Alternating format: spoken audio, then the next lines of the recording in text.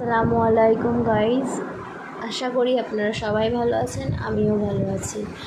আজ আমি আপনাদের সামনে একটা ছোট্ট রেসিপি শেয়ার করছি, যেটা আমি অনেক সহজে তৈরি করেছি বাড়ির জিনিসপত্র দিয়ে। এই ডিজার্ট রেসিপিটা তৈরি করতে আপনাদের শুধু লাগবে milk, custard powder, caramel, slice পাউরুটি। মিল্কের মধ্যে কাস্টার্ড পাউডারকে মিশিয়ে হালকা জাল দিয়ে ফুটিয়ে ঘন করে নেবেন। স্লাইস রুটিটাকে আমার মতো চৌকোভাবে কাট করে তেলের উপরে দিয়ে হালকা হালকা ভেজে লাল করে নেবেন।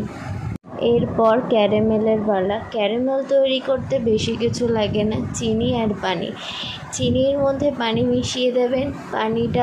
চিনি পানি হালকা করে চিনিগুলো গুলে যাবে, লাল লাল হয়ে যাবে, চিটচিটে হয়ে যাবে, তখনই ক্যারামেল তৈরি। এরপর আসছি ডেকোরেশন কী করে করব। আমি একটা টিফিন কৌটো নিয়েছি। টিফিন কৌটের মধ্যে যেই মিল্কটাকে আগে ছড়িয়ে নিয়েছি।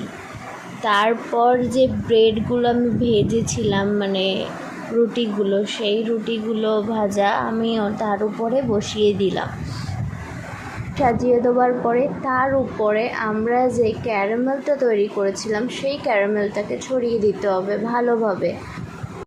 আবার ফের একইভাবেই যেইভাবে প্রথমে মিল্কটাকে ঢেলে তারপরে রুটিটাকে দিয়ে তারপরে ক্যারামেল দিয়ে যেইভাবে আমরা ডেকোরেশন করেছিলাম সেমভাবেই ডেকোরেশন করতে হবে। তারপরে উপরে গিয়ে মিল্ক দিয়ে ভালোভাবে সেটাকে ঢেকে দিতে হবে, কারণ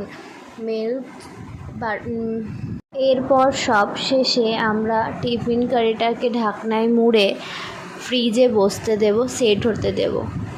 তাই এইভাবে আমি বানিয়ে নিলাম ছোট একটা রেসিপি ব্রেড দিয়ে।